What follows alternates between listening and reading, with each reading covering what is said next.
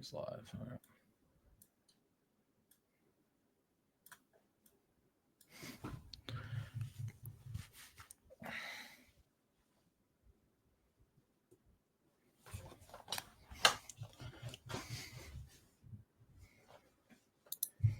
Yeah, g'day everyone, and welcome back to the Gold Coast Titans Frontline podcast. Dane here from Clarkie's Rugby League column, joined every week by Russ from Danny and Blake. My man, how's it going?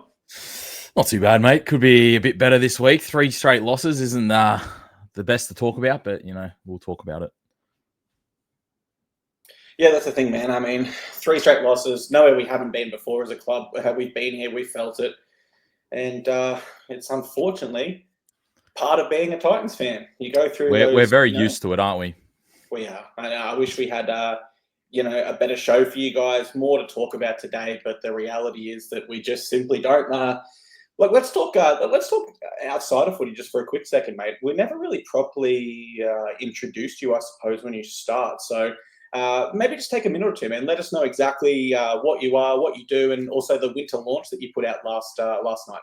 Oh, thanks, man. But I actually wanted to say a big congratulations to you last week, mate.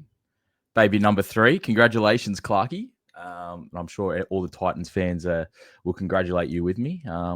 Little boy as well. Hey, healthy? Everything going well? Everything's going well, man. Sleep deprived, but Yep. it's a shining light in a tough time for the Titans. And unfortunately for him, his older brother Tate, I signed him up as a Titans member whilst he was still in the womb. I will be signing Junior up very soon as well. So at least I'm adding to the Titans membership. You're adding, and we need all their members we can get. So I'm carrying the Titans memberships, mate. But for yourself, mate. So winter merch for Danny and Blake dropped last night. Where can our Titans frontline viewers suss that out? They can see it. My missus has, or we both have a brand. She has a brand called Effa, which is under dnbcreative.com.au. And so we did all our winter merch yesterday. So if you don't know, Danny and Blake is my page. Been on social media for about 5 years. My missus pretty much carries the whole thing, but I just sort of, I just tag along. But yeah, so we've launched all our winter merch yesterday on dnbcreative.com.au under her slogan, "Effa, everything happens for a reason." Love it, mate. And of course, we are live here, guys. So please roll those comments through, whether you're on Facebook, TikTok, Instagram, YouTube, it doesn't matter. We'll do our best to see them all. And if you are on Facebook or YouTube, we can bring them up on the screen so other people can see yours also. Let's move into our first segment, mate, and let's go to grading our performance. I've got us down for a D+. I think there were some positives, but I can't give it a higher mark because we've seen those positives so many times in the past, mate. What would you grade our performance last round? I'm going to be a little bit nicer. I'm going to say C-, just because the first 25 minutes of that game, we were looking like an elite top 4 team. And then typical Titans kicked in. But just because I thought the first 30 minutes of that game, our forwards actually stepped up and we matched them, I'll give us a C- instead of a D+. Look, I was going to go C-, but then I thought, how many times in the past for Titans can we say we had a solid first half or a solid start to the game and then we just blew it? And I think it's so unfortunate because it's literally been happening back like in 2023 when we had a different coach and Justin Holbrook as well. It's not something new. And it's almost like our team has a mindset shift where we score points early, we get in front, Russ, and we're not thinking, how do we score the next try and really put the pain on here? We actually pull back, go into our shell and think, how can we defend points? We can't have them scoring anymore. Do you notice it's sort of like, oh, we're ahead by 16 points here. How do we win? That's what I feel like. We're like, oh, what are we going to do? And me and you was messaging each other going, we're not confident. I'm not confident. And every Titans fan would have been the same. This isn't enough because we knew everyone had a feeling they were going to run us down. They get one try on there, they were going to run us down. And that's exactly what they did. So true, man. Like as soon as they got that first try, you and I were like, uh-oh, they're growing in confidence. We're going into our shell. We've seen this script before and we knew exactly what was coming, which absolutely sucks. So C- for yourself, D+ for me, regardless, not the best week for the club.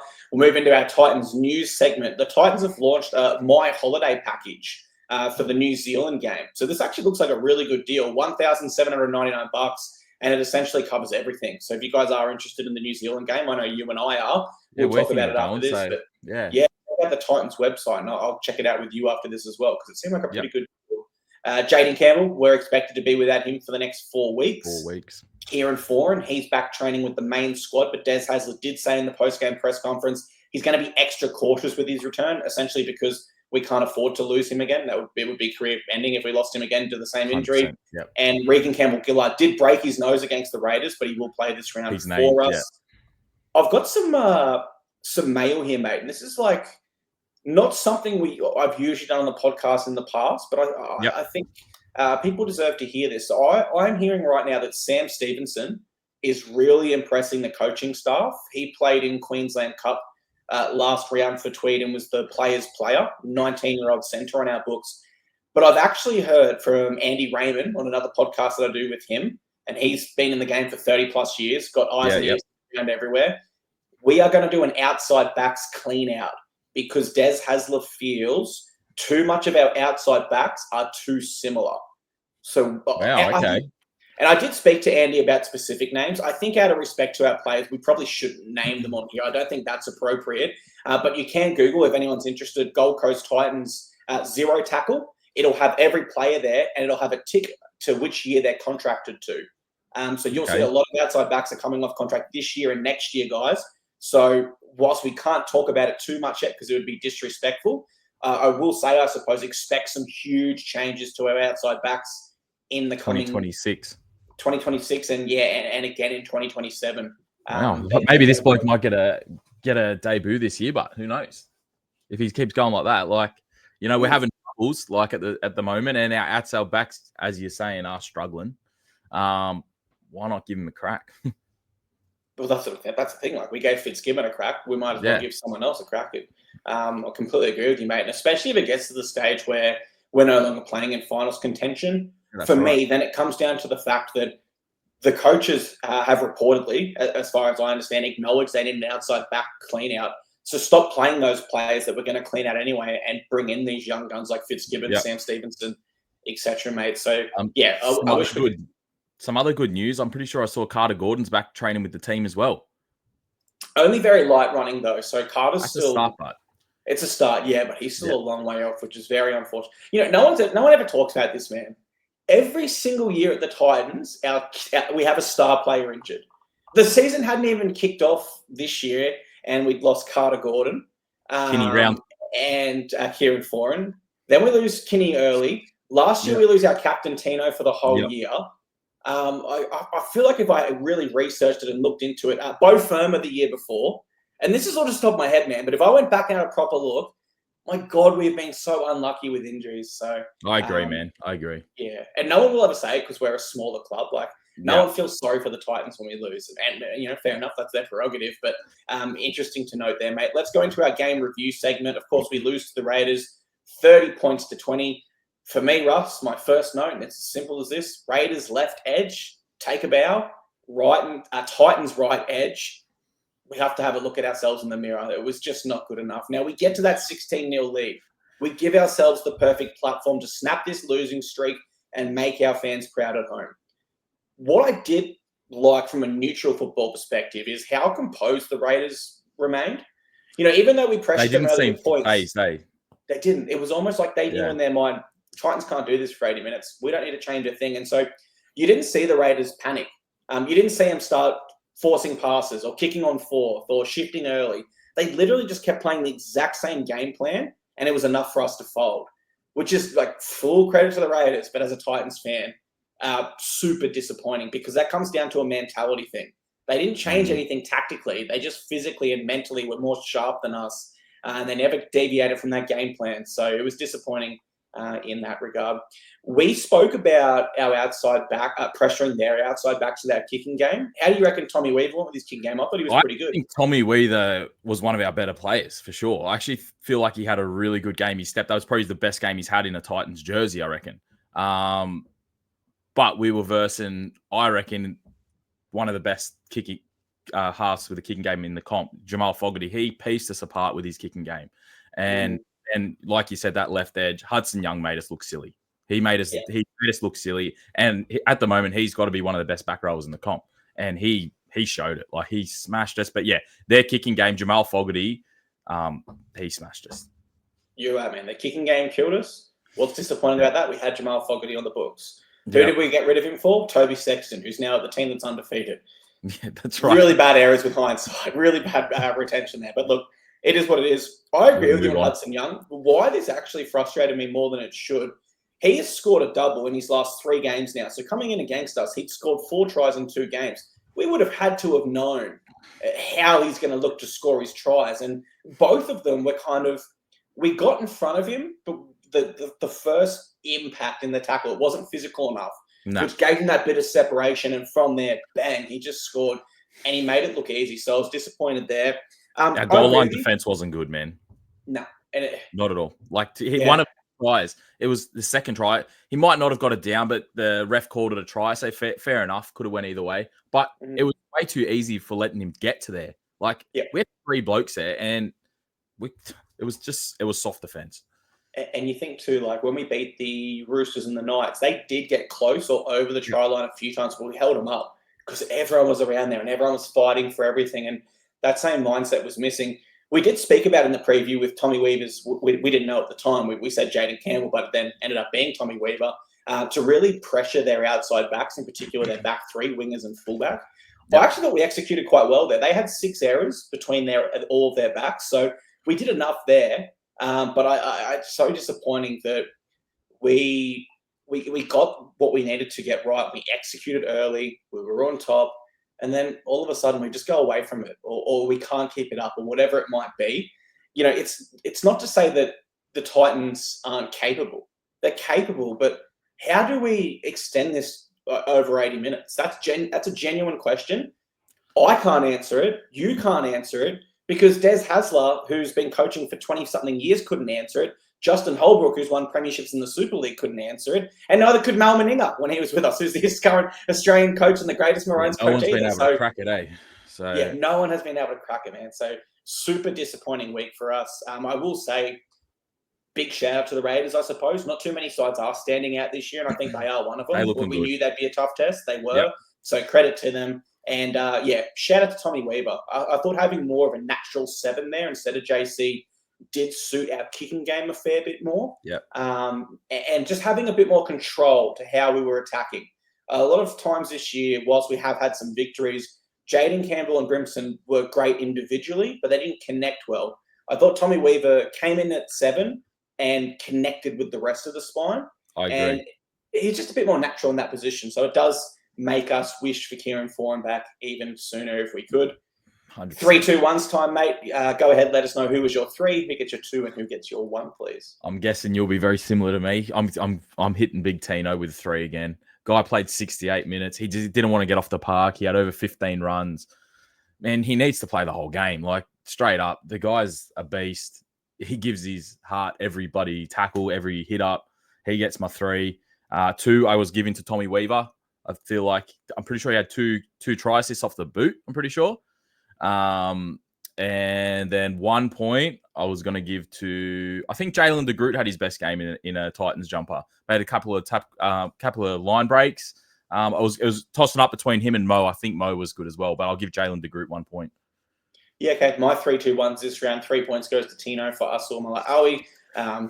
You hit the nail on the head. Another captain's knock. Like, he comes off for 5 minutes and then he's straight back into his action, getting there for us. Number 2, I had to go with Jalen de Groot. I agree with you. That was his best game in a Titans jersey. And I felt originally that, he had a real good opportunity to not cement himself per se as our fullback, because we know that's going to be Kinney moving forward, but either cement himself as the backup fullback that could potentially be the 14 and play multiple positions, or put himself in the window in the shop front and shop himself to rival clubs. So for his own future, whether that's at the Titans or not, he was very good in that regard. And my 1 point goes to Bowie Firma. I thought he was strong. Good defensively, defending out wide as well. Not his best game by any measure, but still strong enough compared to the rest of our roster. Either way. I agree. Affiliates recap time. So no Canes in the Queensland Cup last round. They take a bye round essentially for the Easter weekend. So as a reminder, Jets are in 6th, Tweeder in 10th. Seagulls, they play as an opener to our Titans in Townsville this weekend at 3 p.m. So if you are going up to Townsville, get there earlier and watch our Tweed Seagulls do battle with Mackay Cutters, I believe it is. And the Jets are in Brisbane against Wynnum Manly Seagulls. They're currently in 3rd. So this will be a really good test for our Jets to see where they're really at. Okay. Alrighty, next segment, Russ. Any changes to the team? I've got a few notes here. Arama Howe. I just personally don't see what's the point of having him within our 17. No fault of his own. Don't get me wrong. I'm not having a shot at Arama. He's done nothing wrong, but we're just not using him. He's getting token minutes at the end of the game when the result's already decided. Well, funny you say that. Final 10, so. Funny you say that. Isaac Fasuama'awi, 0 minutes again. Like, yeah, we spoke about this, mate. So two people pretty much played minutes off the bench. What's the point? Mm-hmm. Yeah, so I think the rotation just cooked, man. Yeah, something has to change there. You can't even say he's there for cover, mate, because he could have went to back row once Dave was ruled out. Instead, we move a hooker, Chris Randall, to back row. Yeah, it just did not make sense, eh? It doesn't. So, look, if we're not going to use Arama Howe, fair enough, but let's put a back there or something, someone that we can actually, potentially use in the case of an injury, because Arama Howe is not even there for depth at the moment. He's not even there as cover. He's there for token minutes at the end of the game. And it's nothing against him. It's just how they're using him. Well, the other one for me, mate. Oh, you go. Yeah, the other one for me, mate, is Dave Fafita. He's named at 14, right? But in the post-game press conference, Des Hasler said he's going to miss the next 4 weeks. That was 4 days ago. So I don't think Dave was going to be there.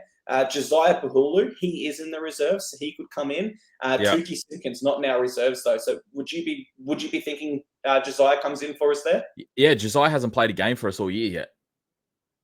So yeah, why not? But it is weird that they said Dave Fafita was going to be 4 weeks. Now they're saying it's not as bad, and he's named on the interchange. If he's fit and ready to go, we want him playing. Yeah. So, and I could see that changing. If he's fit, he'll swap with Chris Randall and start the game. Mate, it's head scratching. Look at Chris Randall's last game in the back row. He did a job for us against the Raiders. Fair enough. Didn't have 200 meters.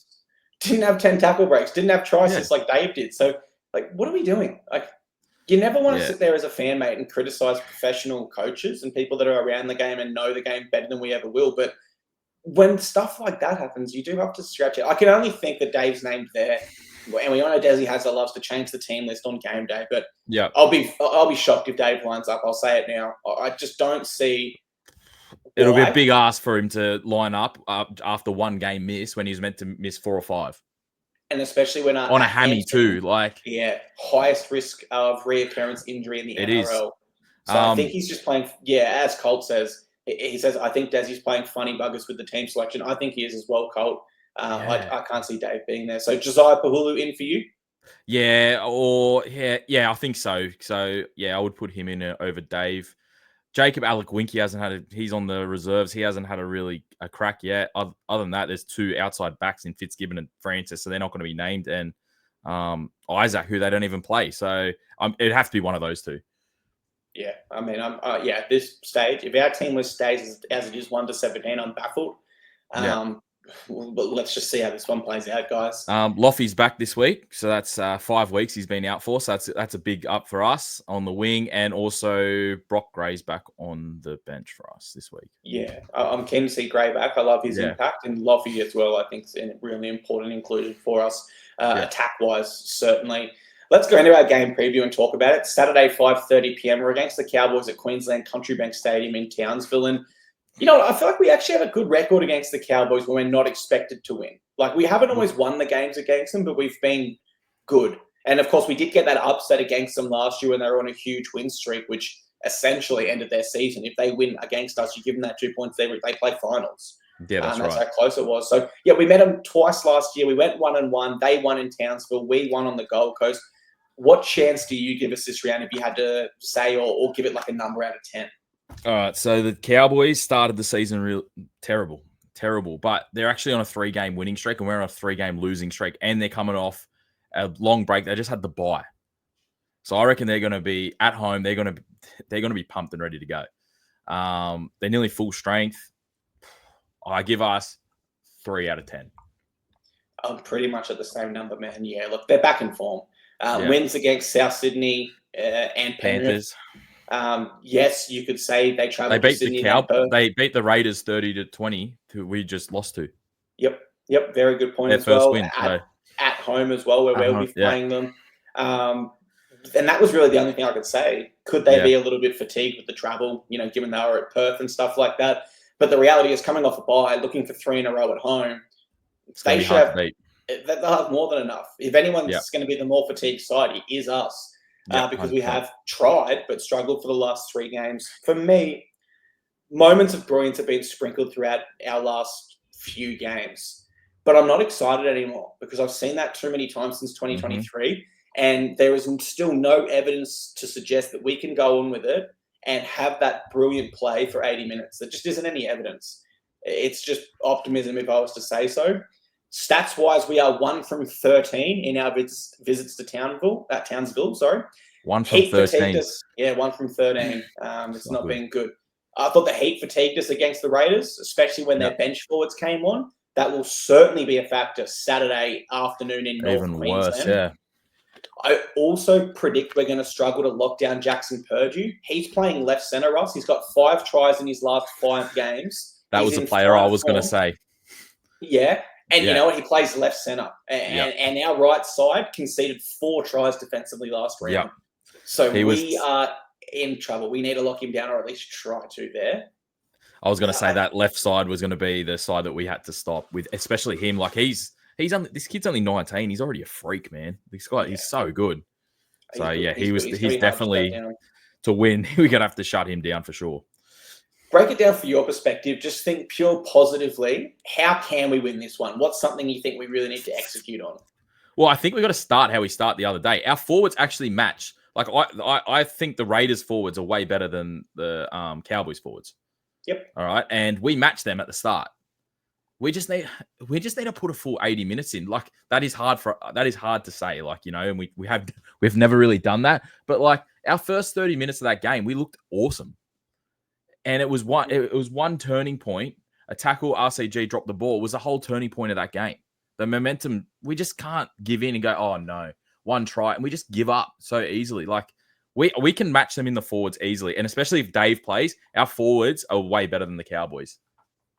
Yeah, I completely agree there. For me, I've noticed with the Cowboys, when teams play for field position against them in territory, the Cowboys are a side that really don't like being kept in their own end. They want to have that flashy attacking opportunities. Mm-hmm. And so they kind of rely on penalties to get them out of their own end, 6 against, and field position and territory. When they are stuck coming out of their own end and defensively sides are all over them, they're the sort of side that we do see come up with an error or push the pass that then creates an error. So what I actually think we should do in this game is, instead of rolling the ball in and looking for a repeat set on 5th tackle, that gives them the chance to get it back off the dropout. I think we should just take the tackle 1 meter out and just try to frustrate them. With, like you said, the forwards, just pure physicality, keep them in their own end, play for field position and territory. And I do think this is one of those games where we can come over the top of them later in halves. Yeah. Obviously, the start needs to be perfect. I'm not denying that under any circumstances. But yeah, I think tactically, if we can shift our mindset, instead of trying to score every set, it's how do we keep them down here for their sets? Then I think we could give ourselves a really good chance. Of course, it needs to be said, we need to play the full 80. We need to play perfect. We did beat them in our last encounter. That was on the Gold Coast. Yep. Half-time, 20-0. Full-time, 20-18. Yeah. It was a penalty goal from Brian Kelly in the 4th minute that won us the game. That's just more evidence. That's just us holding on, eh? That's just us holding on. 100%, mate. And we can't rely on that this time. I'll say the same. I'm going to go 3 out of 10. Any positive thoughts that I have about this game is pure optimism. I don't have any stats or anything to back it up. So pure optimism for me, mate. 3 out of 10. I wish we could tell you guys something better. I wish we could give you a more happier review of our previous game, but it's the reality. We're just being realistic. We're being realistic, and at the moment, they'll be heavy favourites, and rightly so. They deserve to be. Yeah. Alrighty, both of us, 3 out of 10 this week. Fingers crossed we're wrong and our team can get it right and get a win that we all really, really need after 3 losses in a row. That will do our Frontline live show for round 7 to 8. Thank you very much for being here with us, guys. And we will see you next week back at our regular time on Monday at 5:30 p.m. So from myself, thank you very much. And thank you, guys. Go the Titans. Go the Titans.